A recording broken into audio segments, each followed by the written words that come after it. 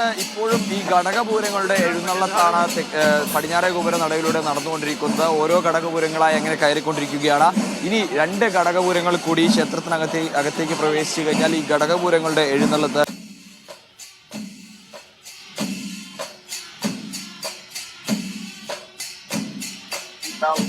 എന്തോ ഉദ്ദേശം അവരുടെ ആ പൂരത്തിന്റെ കൊട്ടിക്കയറൽ അല്ലെങ്കിൽ ആ കൊട്ടിക്കലാശമൊക്കെ ഉണ്ടാവുന്ന ഒരു കുറച്ച് സമയം ഇവർക്ക് അനുവദിച്ചു നൽകും ഈ പാണ്ടിമേളം ക്ഷേത്രത്തിൽ നടയിൽ കൊട്ടുവാനായിട്ട്. അത് വിനിയോഗിച്ചുകൊണ്ടിരിക്കുകയാണ് അവരുടെ ദേശം. അവരുടെ ഗജവീരന്മാരൊക്കെ അങ്ങനെ നിരന്നു നിൽക്കുന്നു. തടംപേറ്റിയ എന്ന നടുവിൽ നിന്ന് വർഷത്തിങ്ങളിലായി ഗജവീരന്മാരങ്ങനെ നിരന്നു നിൽക്കുകയാണ് എന്നുള്ളതാണ്. അല്പസമയത്തിനുള്ളിൽ തന്നെ ഈ അയ്യന്തോൾ ദേശം അകത്തേക്ക് പോകും.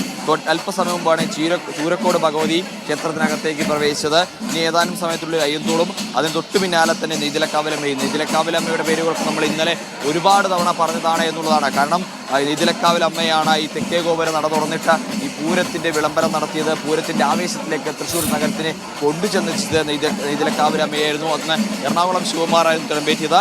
ഇത്തവണയും ഇപ്പോഴും ഈ എറണാകുളം ശിവകുമാറിന്റെ ശിരസിലേൽ തന്നെയാണ് നെയ്തിലക്കാവിലമ്മ ഈ പൂരനഗരത്തിലേക്ക് പ്രവേശിക്കുന്നത് എന്നുള്ളത് തന്നെയാണ്. കഴിഞ്ഞ 2 തവണയും ആരാധകരുടെ ഇഷ്ടപാത്രമായിട്ടുള്ള ഈ ആരപ്രേമികളുടെയൊക്കെ ഇഷ്ടപാത്രമായിട്ടുള്ള ായിരുന്നു കഴിഞ്ഞ 2 തവണയും നെയ്തിലക്കാവിലമ്മയുടെ തിടമ്പേറ്റത്. ഇത്തവണ ഈ നെയ്തിലക്കാവിലമ്മയുടെ തിടമ്പേറ്റാൻ രാമൻ ഉണ്ടാകില്ല എന്ന വാർത്തയെ കേട്ട് ആരാധകർ ഏറെ നിരാശയിലായിരുന്നു. ആ സമയത്താണ് ഒരു സർപ്രൈസ് പോലെ ചെമ്പൂക്കാവ് അത് പൊട്ടിക്കുന്നത്, ആ ബോംബ് പൊട്ടിക്കുന്നത്. അതായത് പൂരത്തിന് മുൻപുള്ള മറ്റൊരമിട്ടായിരുന്നു ചെമ്പൂക്കാവിൻ്റെ ആ പ്രസ്താവന. അതായത് തെച്ചിക്കോട്ടുകാവ് രാമചന്ദ്രൻ ഇത്തവണ ചെമ്പൂക്കാവിന് വേണ്ടി ചെമ്പൂക്കാവ് ഭഗവതിയുടെ തിടം വെക്കും എന്നുള്ള കാര്യം തന്നെയായിരുന്നു. കാരണം അതിലെ ആദ്യഘട്ടത്തിൽ നിരാശയെങ്കിൽ ആ നിരാശ മാറുന്ന കാഴ്ച അതിലൊക്കെ ഒരു കൗതുകം ഉണ്ടായിരുന്നു. കാരണം കഴിഞ്ഞ പൂരത്തിന് വന്നപ്പോഴൊക്കെ തെച്ചിക്കോട്ടുകാവ് രാമചന്ദ്രൻ പ്രവേശിച്ചത് പടിഞ്ഞാറേ ഗോപുര നടയിലൂടെ ആയിരുന്നുവെങ്കിൽ ഇത്തവണ പൂരത്തിനകത്തേക്ക് തെച്ചിക്കോട്ടുകാവ് രാമചന്ദ്രൻ കയറുന്നത് കിഴക്കേ ഗോപുര നടയിലൂടെയായിരുന്നു. അതിൽ തന്നെ ഒരു വ്യത്യസ്തത, അതായത് ഇതുവരെ കാണാത്ത അല്ലെങ്കിൽ രാമൻ പ്രവേശിക്കാത്ത നടയിലൂടെ രാമന് കയറാനുള്ള ഒരു ഭാഗ്യം അതുണ്ടായിരിക്കുന്നു. അതുകൊണ്ട് തന്നെ ആയിരങ്ങളായിരുന്നു, പതിനായിരങ്ങൾ. അതായത് എല്ലാ തവണയും ഈ പടിഞ്ഞാറേ ഗോപുര നടയ്ക്ക് മുമ്പിൽ വലിയ തിരക്കുണ്ടാകുമ്പോൾ ഇത്തവണ കിഴക്കേ ഗോപുര നടയ്ക്ക് മുൻപിലായിരുന്നു ആ ജനസാഗരം ഉണ്ടായത്. കാരണം രാമൻ ഉണ്ടായിരുന്നത് അവിടെയായിരുന്നു. അതായത് ചില ആളുകളൊക്കെ നമ്മളോട് പറഞ്ഞിട്ടുണ്ടായിരുന്നു, പൂരമുള്ളവിടെയല്ല രാമനുള്ളവിടെയാണ് പൂരം എന്നൊക്കെ ഒരുപാട് ആളുകളൊക്കെ പ്രതികരിച്ചിരുന്നു. ആ ഒരു വികാരം തന്നെയാണ്, ആ പൂരത്തിൻ്റെ വികാരം തന്നെയാണ് ആളുകളൊക്കെ പ്രതിഫലിച്ചെന്നാൽ. എന്തായാലും ഇപ്പോൾ വലിയ ആവേശത്തോടെ തന്നെയാണ് ഈ പൂരപ്രേമികൾ നിൽക്കുന്നത്. കാരണം അവരുടെ അവസാനം ആ മണിക്കൂറുകൾ ഇങ്ങനെ എണ്ണുകയാണ്. ആ ഒരു കുടമാറ്റത്തിനും വെടിക്കെട്ടിനുമുള്ള മണിക്കൂറുകൾ എണ്ണുകയാണ്.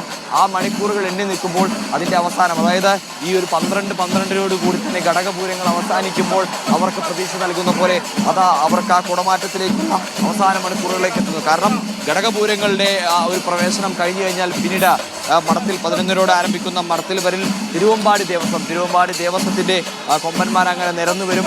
ഒപ്പം കിഴക്കേ ഗോപുര നടയിലൂടെ പാറമേക്കാവ് ദേവസ്വം അകത്തേക്ക് പ്രവേശിക്കും. പിന്നീട് ഈ 2 ദേവസ്വങ്ങളും പരസ്പരം കണ്ടുമുട്ടി വടക്കുന്നതിനെ വണങ്ങി നേരെ ഇറങ്ങിപ്പോകുന്നത് തെക്കേ ഗോപുരനിലെ തെക്കോട്ടിറക്കം. ആ തെക്കോട്ടിറക്കം കഴിഞ്ഞു കഴിഞ്ഞാലാണ് ഏറ്റവും പ്രസിദ്ധമായ കുടമാറ്റത്തിലേക്ക് തൃശ്ശൂർ നഗരം കടക്കുക.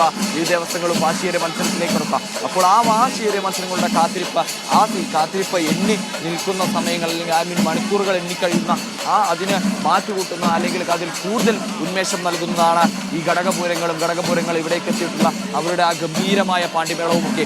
ആ പാണ്ടിമേളകളുടെ ആവേശം, ആ പാണ്ടിമേളകളുടെ ആവേശത്തിൽ തൃശ്ശൂർ നഗരം അങ്ങനെ അലയടിച്ച് ചെറിയ കുട്ടികൾ പോലും ഇങ്ങനെ വെയിലൊന്നും ഒരു പ്രശ്നമല്ലാതെ ആ പൂരം കാണാൻ വേണ്ടിയിട്ടും ആ കുട്ടികൾക്കൊക്കെ ഒരു പക്ഷേ കൗതുകം ഈ ഗജവീരന്മാരങ്ങനെ നിരന്നു നിൽക്കുന്നത് കാണുന്ന ആ ഒരു ചന്തമായിരിക്കും എന്നുള്ളതാണ്. ആ ഒരു മനോഹാരിത കാണുന്ന കുട്ടികൾ കൗതുകമെങ്കിൽ മുതിർന്നവരിൽ ആ കുട്ടിത്തത്തോടുകൂടി ഗജവീരന്മാരെ നോക്കി നിൽക്കുകയും ഒപ്പം വെടിക്കെട്ടിനെയും ആ മേളങ്ങളെയും ആ മേളത്തിൻ്റെ താളവും ഒക്കെ അങ്ങനെ ലസിച്ച് നിൽക്കുമെന്നുള്ളതാണ്. കാരണം മേളമുണ്ടാകുമ്പോൾ കേവലം ഒരു കേൾവി കൊണ്ടുള്ള ആസ്വാദനം മാത്രമല്ല, കാഴ്ച കൊണ്ടുള്ള വിസ്മയം കൂടി ഈ മേളത്തിലുണ്ട് എന്നുള്ളത് തന്നെയാണ്. നമുക്ക് ആ മേളം കൊട്ടുമ്പോൾ അവിടെയുള്ള ആളുകളുടെ ആ ഒരു കൈകളിലേക്കൊക്കെ നോക്കിക്കഴിഞ്ഞാൽ അതിൻ്റെ താളം അങ്ങനെ അവരുടെ കൈകളിൽ അലയടിച്ച് ഒരു തിരമാല പോലെ അങ്ങനെ ഒഴുകുന്നത് കാണുന്നത് തന്നെ എന്ത് മനോഹരമായ കാഴ്ചയാണ് എന്നുള്ളത് തന്നെയാണ്. ഏറ്റവും ഒരു പൂരമുണ്ടാകുമ്പോൾ ആ പൂരത്തിൻ്റെ ഏറ്റവും മനോഹരമായ കാഴ്ചകൾ പൂരക്കാഴ്ചകളിലേക്ക് മടങ്ങി വരാം.